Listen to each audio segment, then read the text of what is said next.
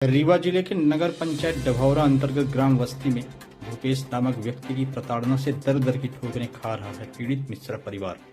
दबंग भूपेश पट्टे की जमीन में रामजी मिश्रा को नहीं बनाने दे रहे हैं शौचालय। भूतपूर्व सरपंच सहित कई ग्रामीणों ने भूपेश पर दबंगई करने के लगाए आरोप।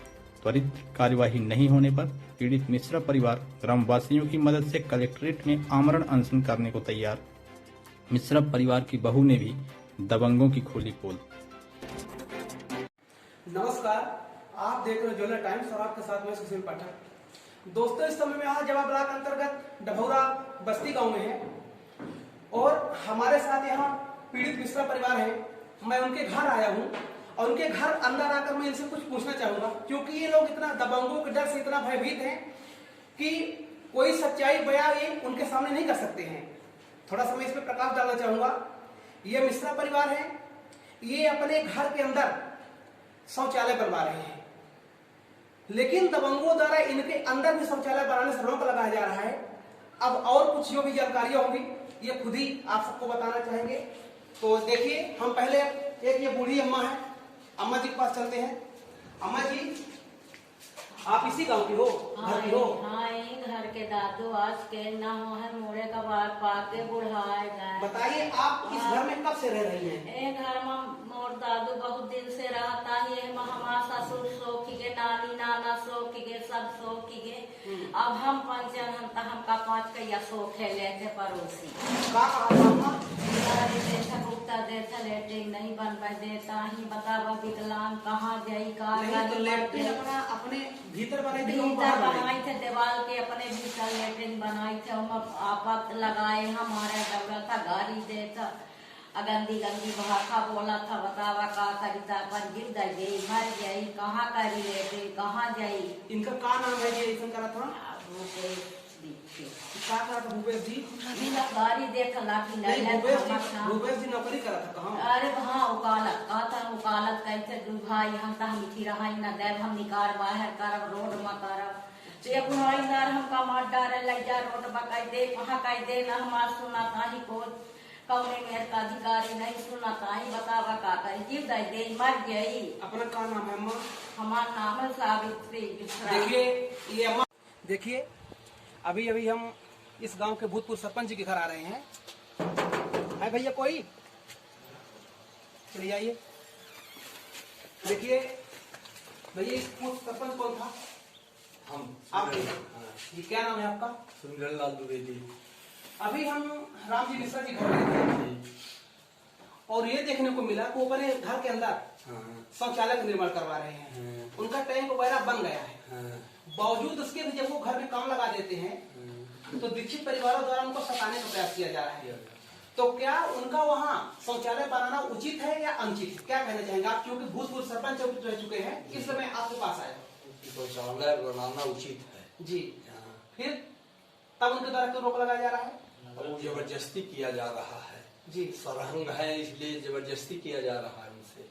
मतलब इतने सरहंग क्या और क्या क्या उनका? और कुछ बताइए उनके बारे में थोड़ा सा। उनके बारे में नदी का रास्ता बंद कर दिया गया, उसमें जो है तो टैंक बनवा लिया गया तालाब का। इधर मने जो है तो लोग बाग जा खेते जाते हैं, वहाँ का रास्ता बंद कर दिया गया।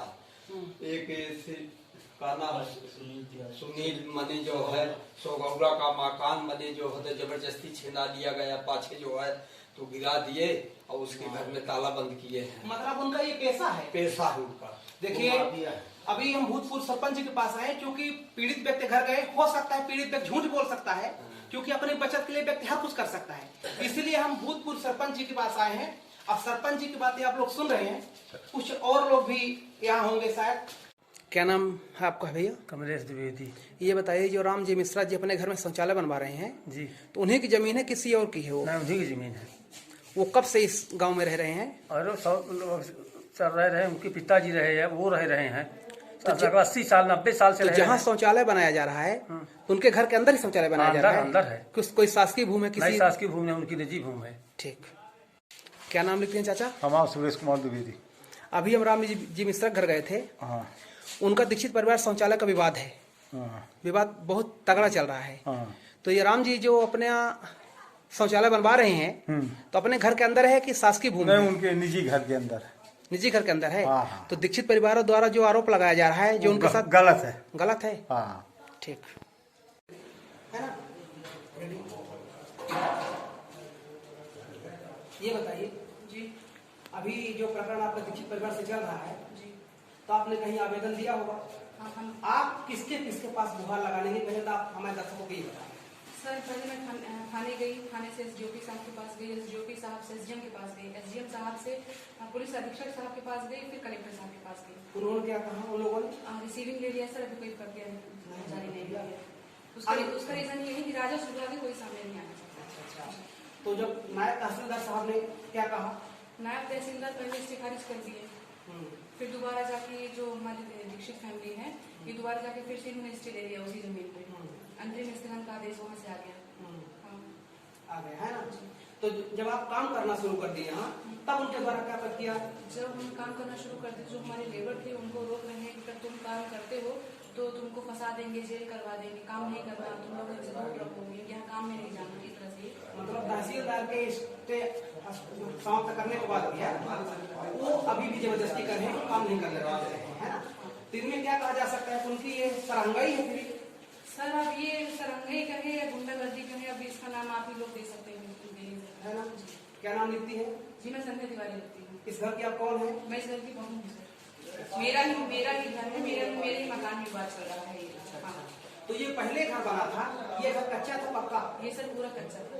ये जो शौचालय बनाया जा रहा है तो घर के अंदर बनाया जा रहा है घर के बाहर? सर ये शौचालय मेरी जमीन में मेरे घर के अंदर बनाया जा रहा है, मकान की बात है। ठीक, देखिए ये संध्या जी है, इस घर की बहू है। इनका कहना ये है कि हम एसडीएम साहब के पास, एसपी के, कलेक्टर के पास, सबके पास आवेदन देने गए लेकिन उनके द्वारा कोई कार्रवाई नहीं हुई। ये स्वाभाविक है क्योंकि ये प्रकरण राजस्व विभाग का है। अब अंत में नायब तहसीलदार साहब ने इनका स्टे समाप्त किया है।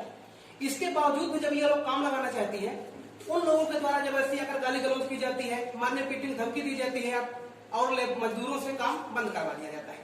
ठीक है, तो मैडम जी मैं आपकी बात शीघ्र ही कलेक्टर महोदय तक पहुंचाता हूँ, मुख्यमंत्री जी के ट्विटर पहुंचाता हूँ, एसडीएम साहब को भेजता हूँ। थैंक यू सर मैं दो शब्द बोलना चाहूंगी। बताइए। मेरे पति और मेरे देवर देश की रक्षा कर रहे हैं, पर आज हमारे घर में हमारी रक्षा करने वाला कोई नहीं है। क्यों? क्योंकि राजस्व विभाग का मामला इसमें कोई सामने नहीं आना चाहता।